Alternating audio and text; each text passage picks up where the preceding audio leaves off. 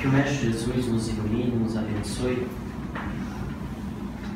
e que possamos viver a sua mensagem da melhor forma que consigamos.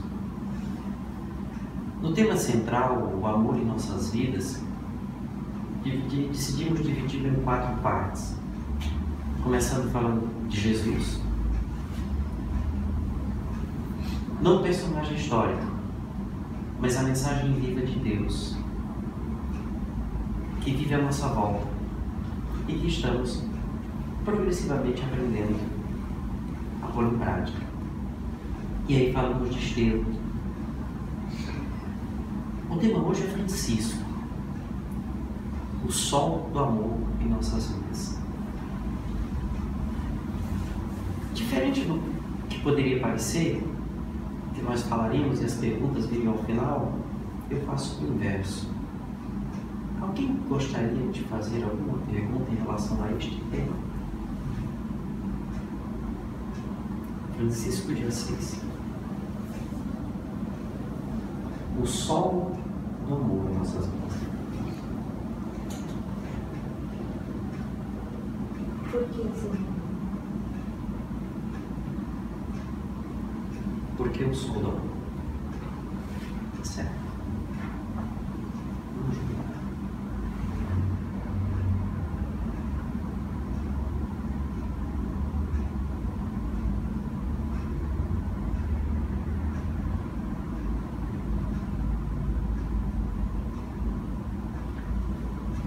Muito bem. Eu vou pedir permissão para responder ao final. Porque essa é a fala de Milton Rodrigues. Eu poderia escolher outros personagens que também encaixariam em ser o sol. Eu optei por Francisco por 2 motivos muito simples. Por estar na casa de Francisco de Assis e por eu pessoalmente ter um amor inexplicável por esse espírito. Então, optei por pegar ele. Ah, mas não caberia ele na primeira? Não, porque na primeira eu tinha que pegar alguém que já está pronto. Mostrar o resultado do amor em nossas vidas. E para a segunda, eu tinha que pegar alguém que foi se aprontando durante um tempo e viveu isso. Está muito mais próximo de nós do que esteve. Nós um dia chegaremos à condição de Estevão, mas a condição de Francisco, todos nós podemos vivê-la hoje. Muito bem. As tradições do mundo espiritual são repletas de histórias sobre os espíritos que já passaram e que deixaram marcas sobre essa terra. A Amélia Rodrigues tem feito um serviço espetacular. Pensando algumas dessas histórias, as primeiras obras dela, ela pega aquelas que nós já conhecemos e as reconta à luz da doutrina espírita e com um mote poético espetacular. A partir do Trigo de Deus, ela pega histórias que não estão nos evangelhos e que, mantendo a mesma estrutura poética de tocar o nosso coração, não necessariamente o nosso raciocínio. Do mesmo modo, Humberto de Campos. Humberto de Campos seleciona algumas passagens, junta-as, coloca dentro de uma lógica cronológica e nos apresenta o livro Boa Nova. E semelhante a eles, os amigos espirituais têm nos apresentado uma série de momentos da vida dos apóstolos e do próprio Cristo, de modo a nos tocar. E aí são histórias que são particularmente específicas para determinado grupo, para determinado momento. Nessas muitas histórias, uma que nos chamou muito a atenção é contada, ou melhor, foi vivida pelo apóstolo João.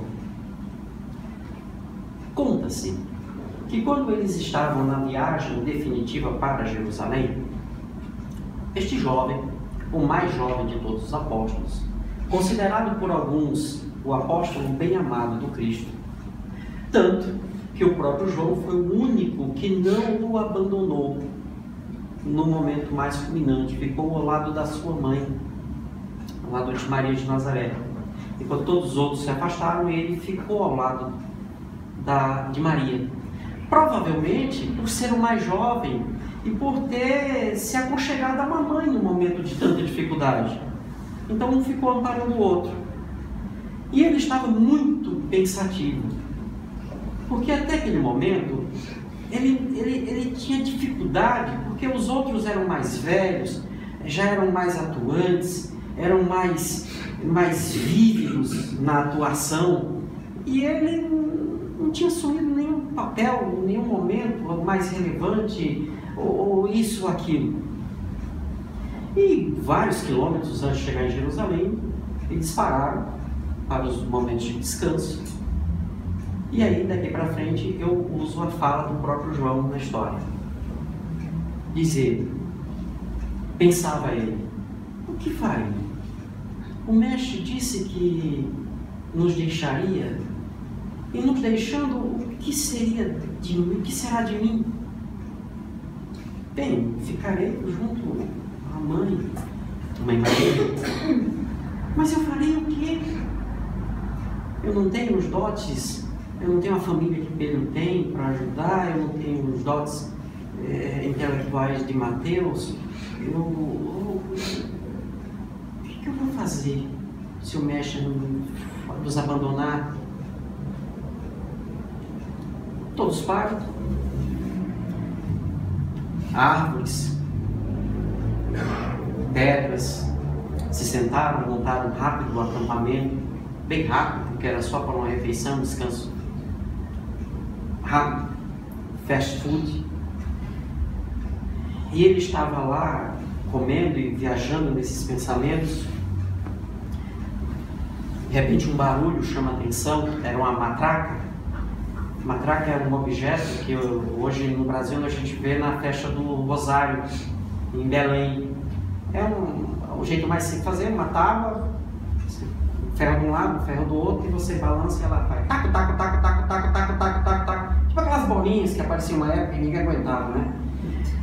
E aquele barulho mexia com toda a emoção de qualquer indivíduo daquela época. Era o anúncio de que um leproso estava se aproximando. Os leprosos eram as piores pessoas que poderiam existir. Eu não estou falando de comportamento ou de moral. O leproso, quando ele era taxado como leproso, a família o levava ao que seria o cartório da época, e ele era riscado do livro dos vivos. Tanto que os seus bens eram distribuídos. Morreu. Era dado como morto para a sociedade. Vestiam ele, colocavam uma matraca ou uma sineta, como uma vaca, e ele tinha que sair da cidade. Para não morrer de fome, por uma questão de caridade, ele poderia retornar às cidades para buscar alimentos. Mas ele tinha que vir anunciando. Olha, o imposto está chegando. O desgraçado está chegando.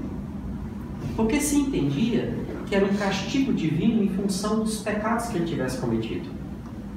Essa era mais ou menos a ideia. E ele estava lá, João estava submergido, imerso naqueles pensamentos, e escuta aquele barulho. Instantaneamente ele se ergue, olha, procura o mestre. E o mestre estava a uma certa distância, de costas. Os outros companheiros de viagem estavam espalhados, sentados, comendo. E quando o som da matraca foi aumentando, os apóstolos eles se juntaram. E João foi o único que ficou um pouco mais afastado. Ele não sabia se corria para o lado de Jesus ou se corria junto dos apóstolos. O leproso se aproximou a uma relativa distância, parou de tocar a matraca, estende a mão por misericórdia, dá-me algo. Retoma o pensamento de João. Meu Deus, o que faço? Ele olhava para os apóstolos, todos assim.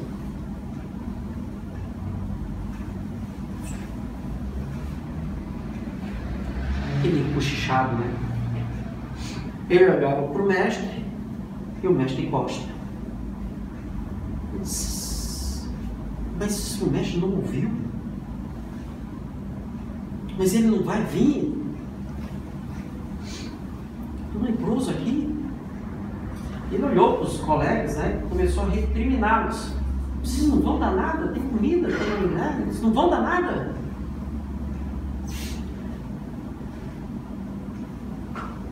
Por misericórdia, dá-me algo.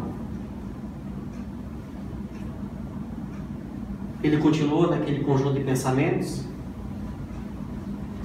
E na terceira vez, por misericórdia, dá-me algo. O mestre vira-se.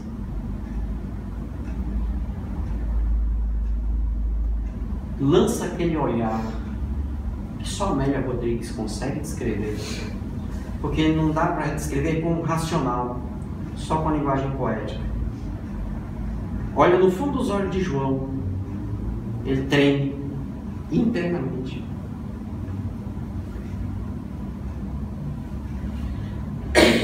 Nisso ele percebe que ele está se deslocando em direção ao leproso.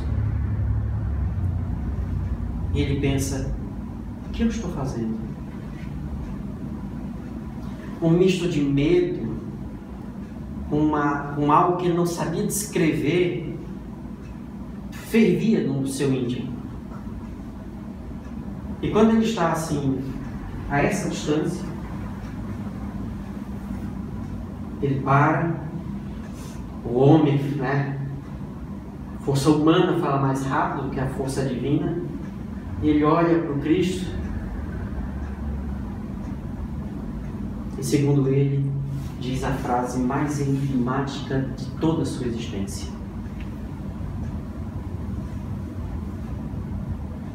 João, meu filho, dá o que tu tem.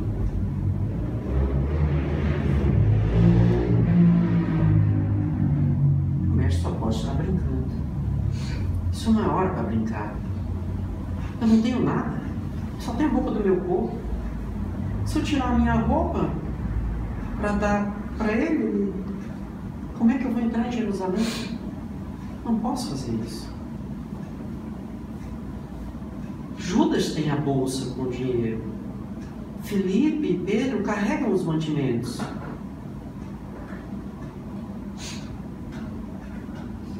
E ele olhou implorando socorro para Jesus, para o mestre. E o mestre reforça aquele olhar. Vai no fundo da alma e do coração de João e diz: João, meu filho, dá o que tu tem. Naquele momento, diz ele, eu vivi a minha infância.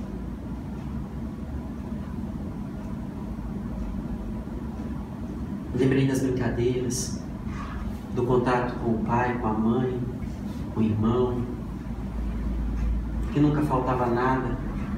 Mas ele lembrou-se de certa feita, quando estava doente, com dores no corpo, a sua mãe o aconchegou, colocou no peito, apertou, cantou uma velha canção de família e ele dormiu. Ele lembrou que no outro dia, quando ele acordou, a mãe estava ao lado dele, fazendo carinho no seu rosto. Ele lembrou que a dor tinha passado. A mãe não tinha dado nenhum remédio. A mãe tinha dado amor. Ele olha novamente para o Cristo, e o Cristo, confirmando com a cabeça: João, meu filho, dá a única coisa que você tem e terá por toda a eternidade. aquela força que fez ele se ir em direção ao leproso, tomou conta. Ele se permitiu que aquela força o envolvesse. Ele abraça o leproso. Ele não viu um leproso. Pela primeira vez ele via um irmão, aonde todos viam um excluído. Ao afastar-se, depois de longos minutos, aquele cheiro horrível tinha desaparecido. Ele estava abraçando assim. E quando ele se afasta, o leproso estava curado. Por que eu começo uma fala que o título é Francisco de Assis contando uma história de João? Porque hoje não é ponto batido no movimento espírita. Inclusive no livro Francisco Sol de Assis, que é um livro que tem textos da Joana de Ângeles, João Evangelista posteriormente reencarna como Francisco de Assis. Eu conheci essa história através da mediunidade. Agora, nos últimos meses que eu estava preparando esse conteúdo para fala, estudando, revendo alguns pontos da vida de Francisco, pegando novos autores, com as ferramentas que a historiografia tem hoje, conseguem aprofundar o bisturi em certos pontos e permitem uma melhor análise de fatos que nós estudamos, aprendemos, mas aprendemos muito superficialmente. E qual foi a minha surpresa quando, um dos últimos livros que eu vi, muito bom no aspecto histórico, o autor relata o primeiro ato de Francisco quando ele resolve assumir-se enquanto Cavaleiro do Cristo. Ele sai para a igreja de São Damião e ele encontra um leproso. E naquele momento, o homem velho se digladia com o homem novo. Quando eu comecei a ler isso, eu digo, conhece a história. E ele olha para aquele leproso e a força do Cristo fala mais alto. Ele abraça o leproso, ele beija o leproso e ele leva o leproso com ele. A partir daí, ele de fato deixava a vida para trás. Dos muitos fatos da vida de Francisco, e não faria muito sentido contar a biografia dele, temos livros. A maioria de nós aqui deve conhecer talvez mais da vida dele do que eu. Não faria muito sentido eu chegar aqui para contar a história de Francisco de Assis. Isso é fácil, tem na internet, tem uns filmes, dá para baixar. Tem um filme ali espetacular, foi muito bem feito. Ali no instante é só pegar, levar, colocar o DVD aqui em casa. Para nós que vivemos uma época em que temos muito conteúdo do Evangelho e hoje do Espiritismo em nossa mente já armazenado, o problema não é mais acumular informações, é transformar essas informações em elemento vivencial. Eu estou montando um estudo sobre dois personagens, que são os personagens centrais do livro Renúncia e do livro Ave Cristo, fazendo um paralelo entre eles. E tem uma coisa em comum nos dois livros, é que no primeiro capítulo eles estão em lugares extremamente mais altos, são espíritos que já venceram as nossas picuinhas da humanidade, e eles pedem para reencarnar em função do amor de pessoas que aqui ficaram.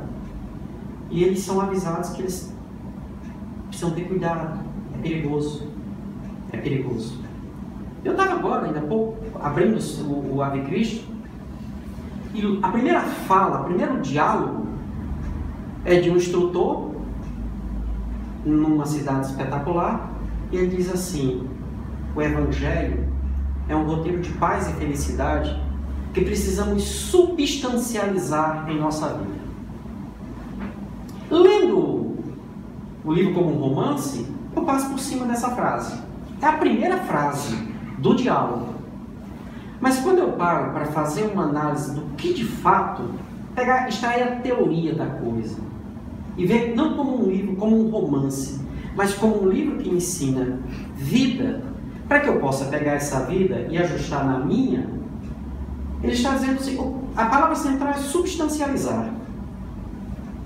Substancializar é transformar em substância. A palavra substância significa essência.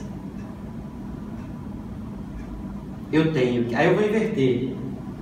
Eu tenho que pegar a minha vida, pegar os ensinos do Evangelho e transformar em essência da vida. Em missões práticas. A princípio, nós fazemos isso por imposição. Eu vou me impor fazer o bem. Eu vou me impor perdoar. Porque eu ainda não sei fazer isso naturalmente. É assim que eu começo.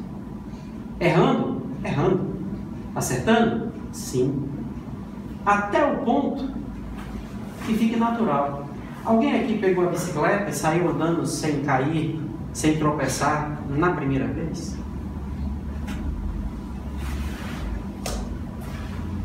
Alguém aqui, primeira vez que entrou no automóvel, quem já dirige, primeira vez que entrou, já saiu passando as marchas no automático, sem saber, sem pensar, peraí, eu passei a primeira, peraí, eu tenho que passar a segunda, peraí, calma, não, agora eu passo a segunda. Você sabia que tinha que passar a segunda, mas já estava, não, agora eu vou passar a terceira, peraí, tem que voltar para a primeira, que tem um quebra-mola ali, então peraí, que eu tenho que frear, mas peraí, você sabe o que fazer, mas não foi substancializado enquanto vivência. E nós falamos muito, é viver na prática. Não, eu posso ter prática, mas eu não transformei em vivência. Transformar em vivência, neurologicamente falando, que a neurociência nos apresenta hoje, é quando a vida torna-se automático. É comportamento automático. Pensando assim, das muitas coisas que eu poderia analisar da vida de Francisco de Assis, eu escolhi uma só. E para analisar, vocês fazem uma pergunta. Ao invés de vocês fazerem a pergunta, eu faço. Eu gostaria que vocês pensassem na resposta por um tempinho. O mundo que eu fiz a pergunta no grupo de estudo. O mundo que Francisco de Assis viveu não existe mais. O mundo, aquele contexto cultural, não existe mais. Alguns elementos ainda permanecem. É verdade. Mas são exceções. São exceções. Fazendo um estudo historiográfico daquela época, nós vamos perceber que praticamente nada permanece. Desde hábitos alimentares, hábitos sexuais. Religiosos eu nem vou citar. Pegando extremos. Se ele reencarnar hoje, o que o faria ser Francisco de Assis? Porque ele tinha que ser mais que nós.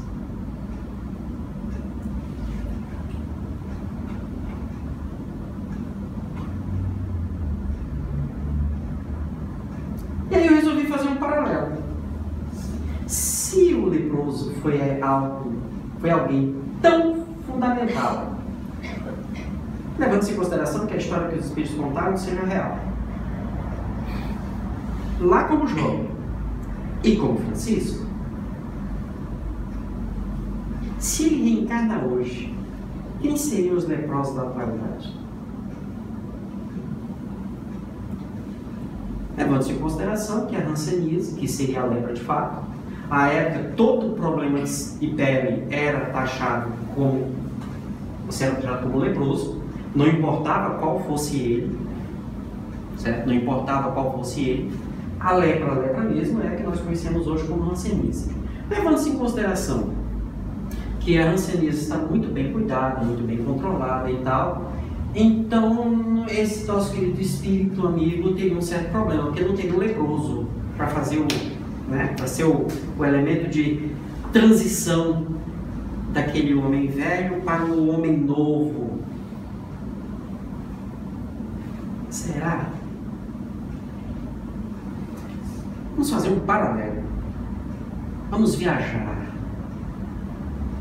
A lepra era algo externo. Pegando um nível mais drástico da coisa, o indivíduo estava coberto de feridas doloridas, purulentas, sangrentas e permanentes.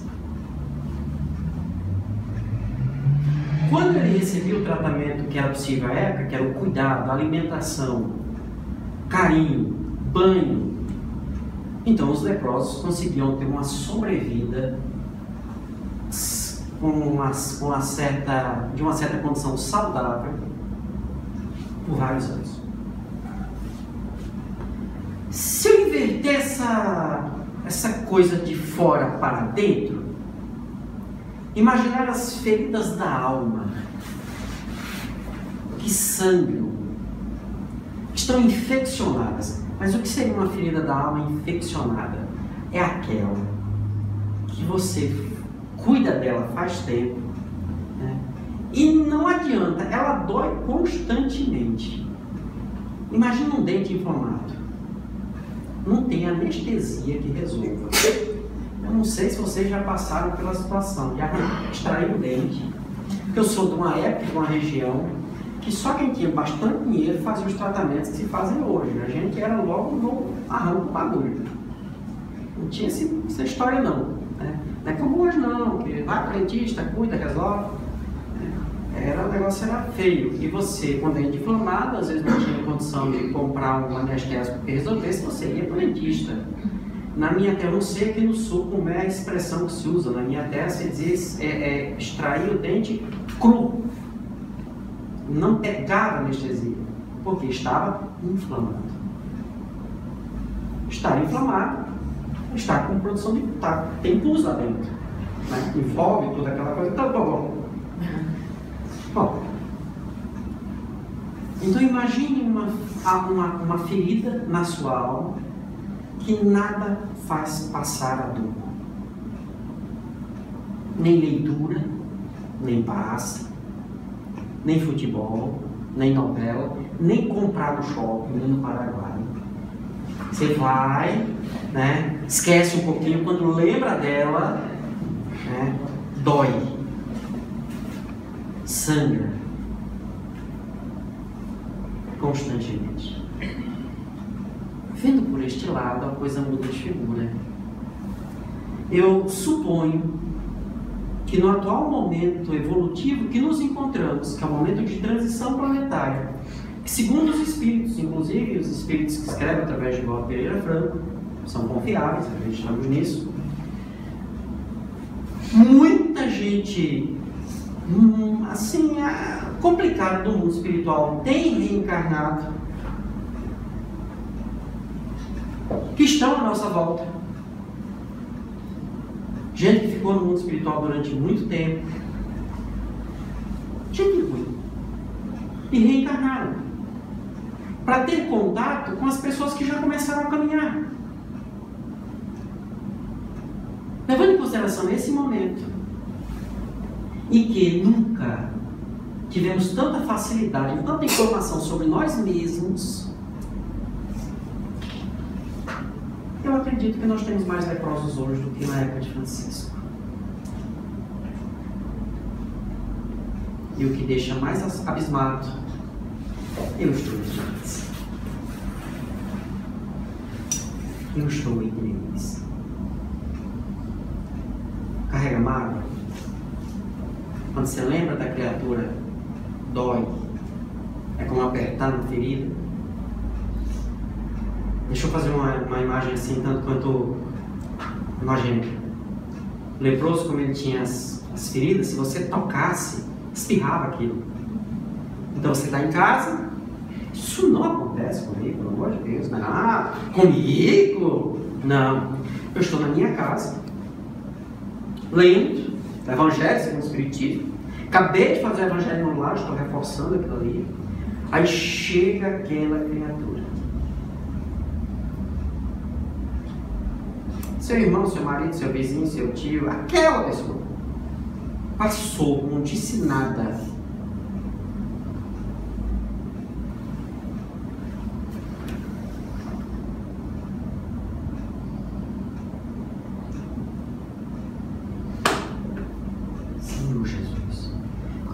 estava aqui para assistir o Evangelho, precisa tanto.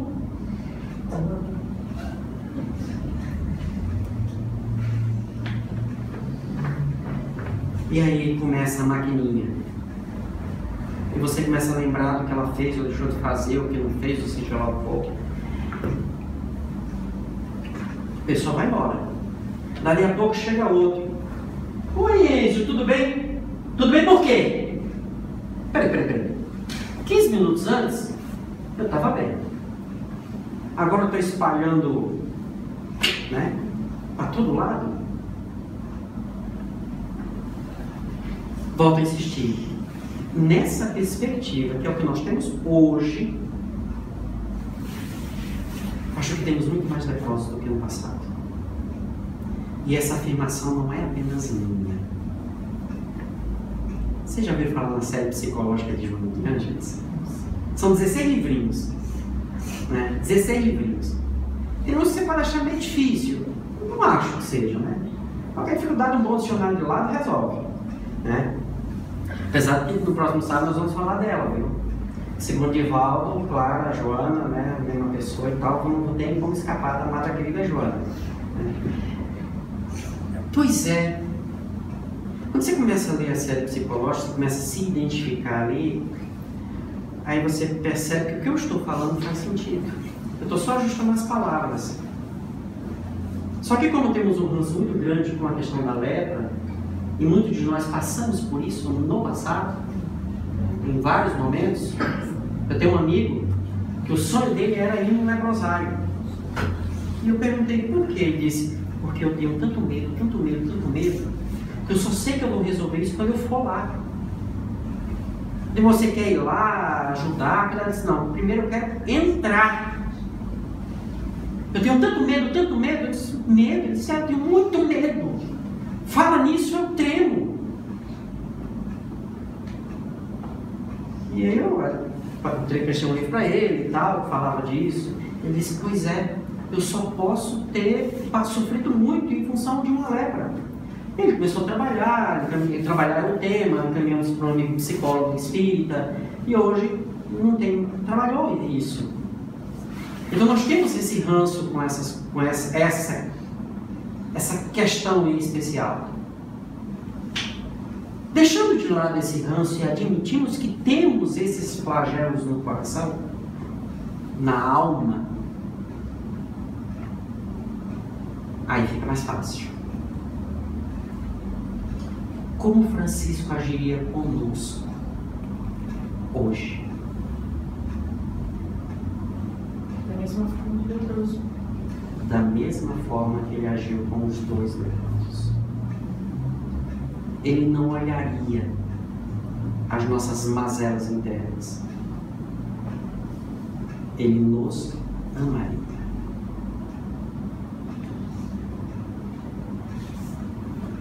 Vou fazer um parênteses. No livro Libertação, de André Luiz, vou começar a responder a sua questão. É um dos livros, assim, quem estuda obsessão é fundamental. Mas se você gosta do assunto, não vá para ele não. Comece pelos que falam de mediunidade. Missionários da Luz, os domínios da mediunidade e tal. Ele explica que nós, quando pensamos, produzimos as tais de formas pensamentos. Começa a falar disso dentro do nosso lado. Né? E as formas pensamentos, elas têm o teor das nossas emoções. Então nós podemos pensar e criar coisas no mundo espiritual, isso não é Harry Potter, viu? Né? E podemos criar coisas e dar vida fictícia a essas coisas. E essas coisas estarão envolvidas energeticamente com as energias que eu gerei. Muito bem. E elas se acumulam durante a noite. Bom, depois, em outro momento, a gente pode analisar isso com detalhe. O importante é que quando o Sol nasce, as energias que o Sol irradia, quando tocam as formas pensamentos, vamos chamar de negativas, né?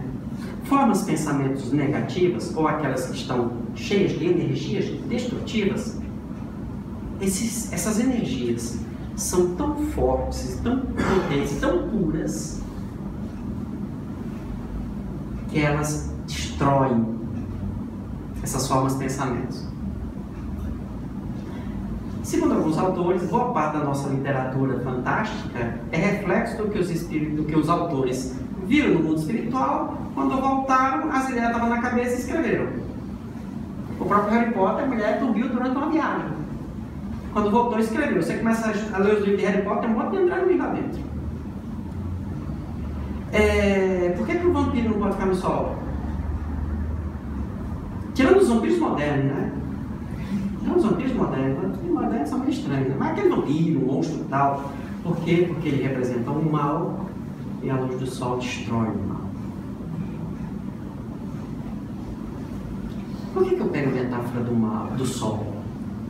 Porque a luz do sol, quando nos toca, nesse momento, nessa época a gente sabe disso. O frio que vivemos, aquela restezinha de luz de sol que bate no meu pé, ela me aquece, ela me conforta.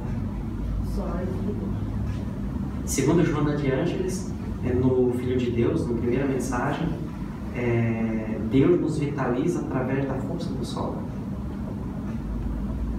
Através da força do sol. Quando o sol nos toca, ele muda a nossa estrutura. Francisco é o sol do amor em nossas vidas, porque o amor em nossas vidas é a mensagem do Cristo. E se temos dificuldade em compreendê-la, se temos dificuldade em entendê-la, se temos dificuldade por não entendê-la, por não compreendê-la, substanciá-la em nossas vidas, Francisco de Assis, nesta casa, é esse referencial. São os exemplos da vida de Francisco que nós temos mais próximos para compreender a vida do Cristo. É óbvio que hoje não faz muito sentido determinadas coisas que aconteceram naquela época. Por isso eu peguei o exemplo do leproso. Eu poderia pegar os pobres. Eu lembro da história que a gente estava comentando hoje, que o Haroldo conta. Eu já vi outros contando, eu lembro do Haroldo. Que o Chico, o Eurípides, o filho do Chico, acordou cedinho. Chegou na cozinha, já estava o Chico, café feito, 3 xícaras. Uma para o Chico, uma para o Eurípides e tinha mais uma terceira. E nisso tocaram na porta, bateram na porta, o Eurípides foi lá, tinha um senhor. O Chico disse, não, diga, quando for atender, diga lá que eu estou esperando ele. E quando o cara entrou, conversou com o Chico, chorou, né, desabafou, terminou, foi embora. E depois, o Eurípides disse, esse homem é muito rico, né, pai? Ele disse, ele é muito pobre. Não, ele é muito rico. Não, ele é muito pobre. Ele é muito pobre. Muito pobre. Mas ele é tão pobre, que a única coisa que ele tem é dinheiro. Pegando esses exemplos, e aí a mesma coisa de você pegar assim, Chico Xavier, o sol do amor em nossas vidas como espíritas. Divaldo Pereira Franco, o sol do amor em minha vida como orador. Porque todo mundo quer falar como Divaldo, mas ninguém quer fazer o curso que ele fez. Todo mundo quer ser Chico, mas ninguém quer fazer a faculdade que ele fez. Nessa perspectiva, nós vamos observar pobres, leprosos, tem muito maior quantidade hoje do que na época de Francisco. A questão é que tem muita gente hoje, no momento de regeneração, pensando assim, e agora? Divaldo daqui a pouco vai desencarnar, e aí? O Chico desencarnou, e aí eu lembro o pessoal comentando, Chico está desencarnando, e aí? E desde a época do Chico eu dizia, e aí? O quê? Você está esperando que viu do Chico? Vocês estão esperando que viu do Divaldo? Esquece. Eles cumpriram o papel deles. Eles mostraram para a gente como nós devemos fazer. E fizeram. Aí hoje nós temos Haroldo Dutra Dias, Rossandro Cândido, Sandra Borba, Alberto Almeida, André Trigueiro. E vamos falando.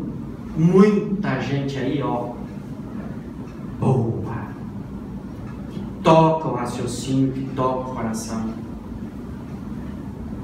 A evangelização espírita no Brasil começou com Cecília Rocha, no Rio Grande do Sul, um grupo lá na FEX. Hoje é a tarefa mais sublime que o movimento espírita tem. Cecília Rocha desencarnou. Mas tem muitas Cecílias Rochas espalhadas por aí. A cruz é aqui.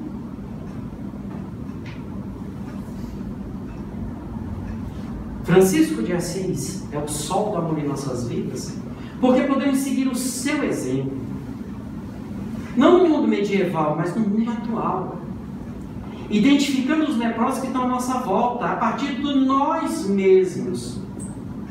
Uma vantagem que nós temos é que com toda a literatura que o Espiritismo nos oferece, e eu conheço, lá aqui eu estou começando a conhecer as pessoas agora, na casa do Francisco, mas no CEON, Centro Espírita dos Mensageiros, lá em Foz do Iguaçu, nós temos 3 psicólogos e psicólogas que analisam a obra da Joana e ajudam as pessoas a entenderem essa obra, a série psicológica. Percebe? Hoje está mais fácil. E aí, quando eu pego um psicólogo que me explica o que Joana fala, eu identifico em mim. E eu já sei o caminho a trilhar. E aí fica mais fácil porque eu olho para o outro, identifico no outro. Só que eu não vou desprezar o outro mais. Por quê? Porque eu estou vendo nele o que tem em mim. Todos os dias, durante o dia, quando eu paro para orar, eu agradeço profundamente a misericórdia do Pai em ter me concedido um presente. Um presente. Um presente que durou, assim, o seu efeito maior durou 1 ano. Mas os efeitos secundários estão para sempre. Que é aquele presente que você ganha, tipo sogra, sabe? Você ganha, você nunca mais se livra dela. Você sabe que não existe ex-sogra. Não existe ex-sogra. Existe ex-marido, tá? Mas filho, sogra, as coisas não existem. Né? Você dura durante um tempo, o casamento acaba, mas... Né? Deus me deu, na sua infinita misericórdia, pensando na minha evolução, porque era o que eu precisava, uma coisa chamada depressão. Foi o maior presente que Deus me deu nesta encarnação. Porque quando eu saí dela, quando eu a venci, eu disse, hoje eu compreendo aqueles que sofrem e ainda não consegui identificar.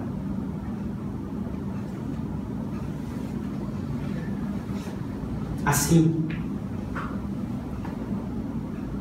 pegando o que nós falamos semana passada, que a gente continua falando hoje, que vamos dar sequência, eu me lembro de uma história que Humberto de Campos, no livro Cultos e Apólogos, tem capítulo 18. Eu olhei antes de vir para cá, por isso que eu lembrei. É uma história que muitos palestrantes, muitos oradores contam. E eu vou me permitir também contá-la. É claro, dando uma ajustada para o nosso tema. Conta-se. Próximo a Jerusalém, nas muitas vilas que existiam, morava uma mulher rica, famosa à época, famosa na região. Ela morava em um palácio esplendoroso. Era uma prostituta de luxo. Hoje seria esse o adjetivo. Ela recebia em sua casa apenas os homens mais poderosos. Apenas aqueles que pudessem pagar muito e pagar bem.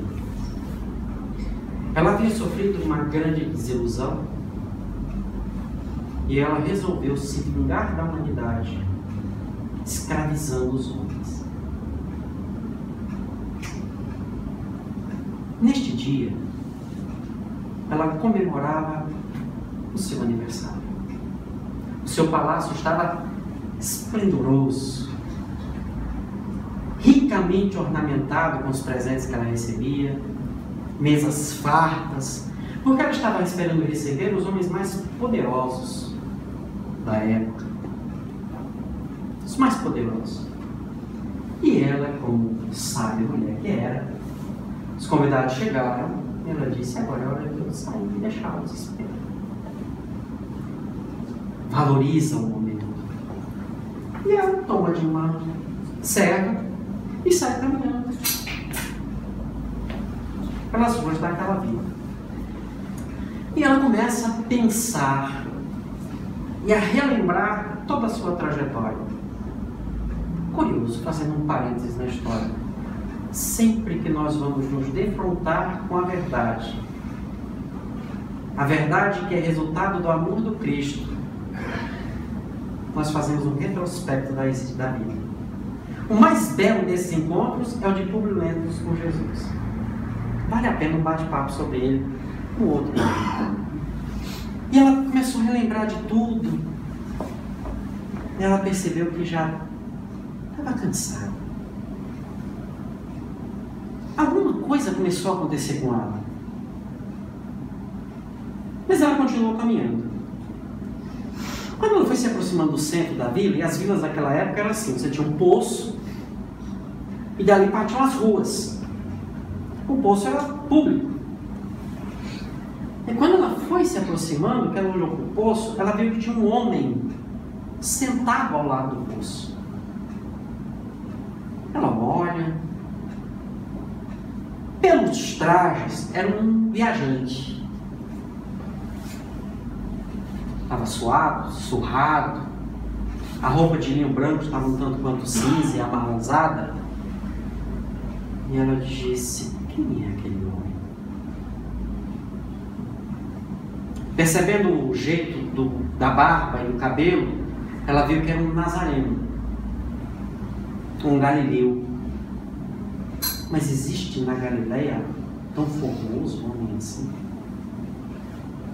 E ela resolve se aproximar, e à medida que ela se aproximava, alguma coisa dentro dela foi mexendo. E quando ela chega junto a ele, ele estava sentado, continuou sentado, cabeça baixa, e ela diz: ó Nazareno belo, vi-te ao longe, e tua figura ímpar mexeu comigo. Senti-me atraída, e aqui estou. Ó Nazareno belo, quem és tu? Que fazes aqui, tão longe da tua terra? Calado estava, calado continuou. Ó Nazareno belo, eu sou a mulher mais poderosa desta região. Sou uma vendedora de ilusões. Começou a se confessar. Com Cristo é assim. Você não tem como se esconder. Sou uma vendedora de ilusões. E no meu palácio só os mais belos, ricos e poderosos adentram. Hoje é meu aniversário. E eu os deixei todos esperando na minha casa. Nazareno belo, lá está montado um banquete que deixaria com inveja o próprio imperador. As bebidas mais raras do Oriente estão postas à minha mesa. Vejo que estás cansado, suado. Deves ter caminhado o mundo. Ó Nazareno, vem comigo. Vem para minha casa, que tudo que é meu será teu. Vem, Nazareno. Vem comigo. Calado estava, calado ficou. Ó Nazareno belo, dar-te-ei tudo o que tenho, e mais. Dar-te-ei o meu bem mais poderoso, te darei o meu corpo, e nunca mais me deitarei com homem algum. Vê, Nazaré, faço isso porque descubro em teus olhos diferente chama, e se assim procedo por amar-te. Nesta hora, ele ergue-se, olha no fundo dos olhos daquela mulher e diz: hoje não, amanhã talvez. Olha, dizer isso para uma mulher daquele porte não era uma coisa muito inteligente. Você sabe como ela é rejeitada, ela funciona, né?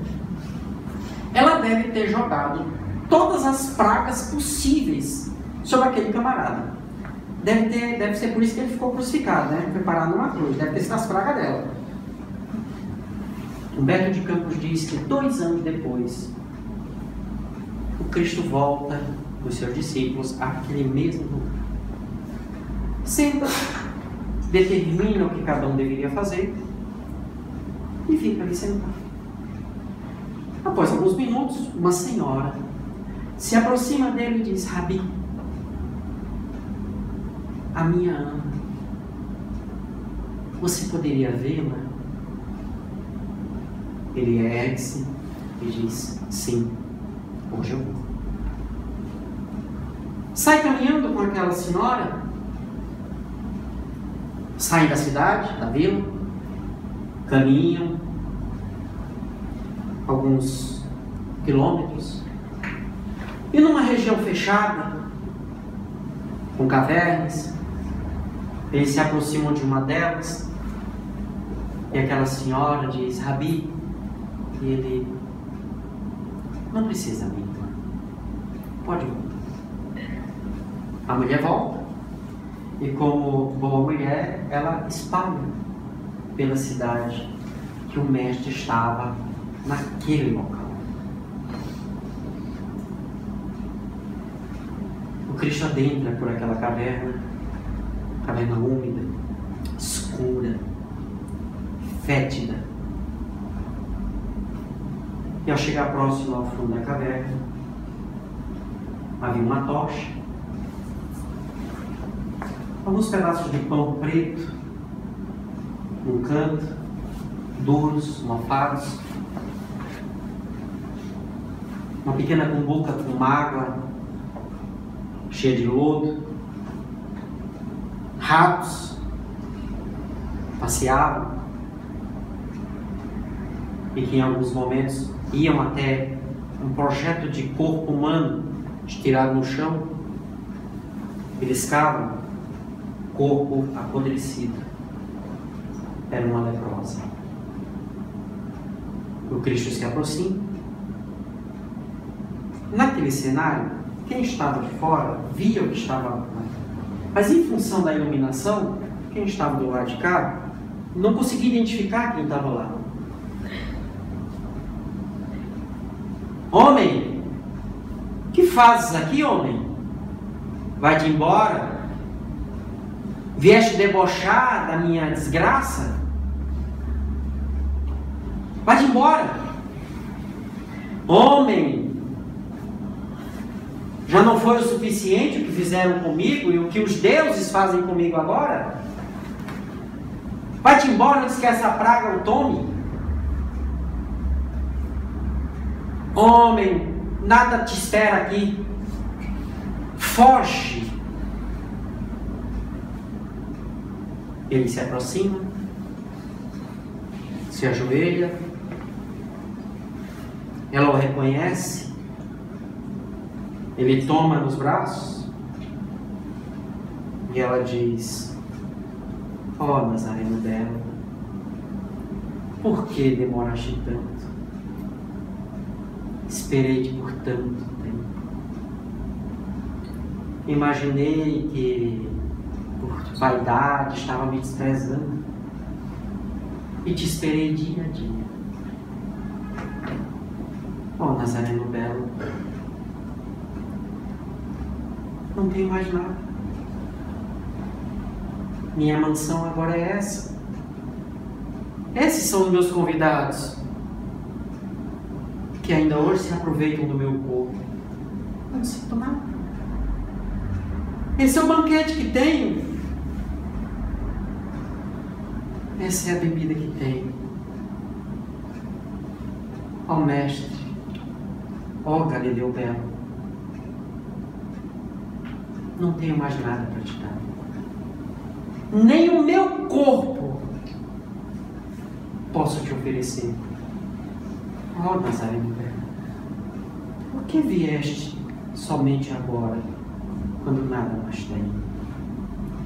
Ele olha no fundo da alma dela e diz, como uma melodia divina e celeste: vim, porque descobri em teus olhos diferente chama, e se assim procedo por amar-te. Agora descansa.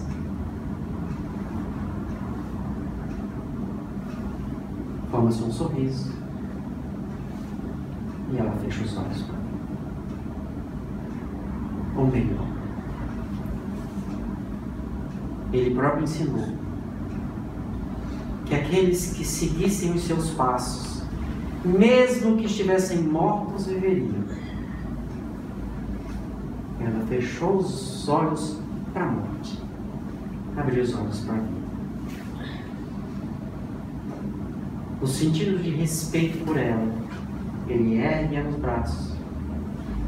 E ao chegar fora daquela caverna, imagina, toda a vida estava ali fora, esperando o resultado daquele espetáculo.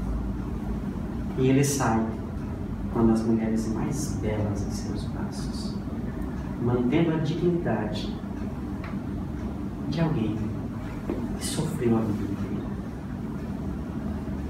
Hoje, se nós não conseguimos fazer isso ainda, tocar nos leprosos da alma e curá-los, é porque nós ainda não conseguimos viver esse amor.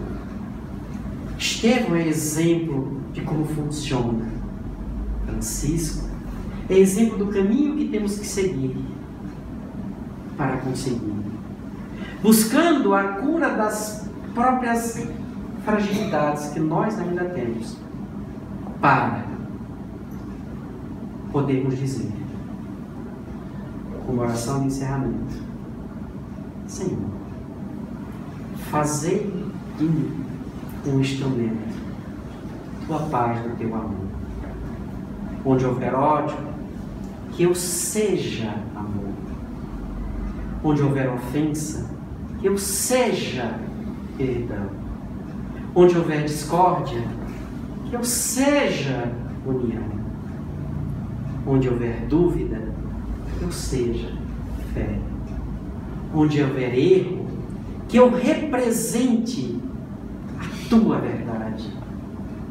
Onde houver desespero, que eu abrace e transmita esperança. E onde houver trevas, que eu possa transformar o meu coração e, como um lampião, transmitir a tua luz.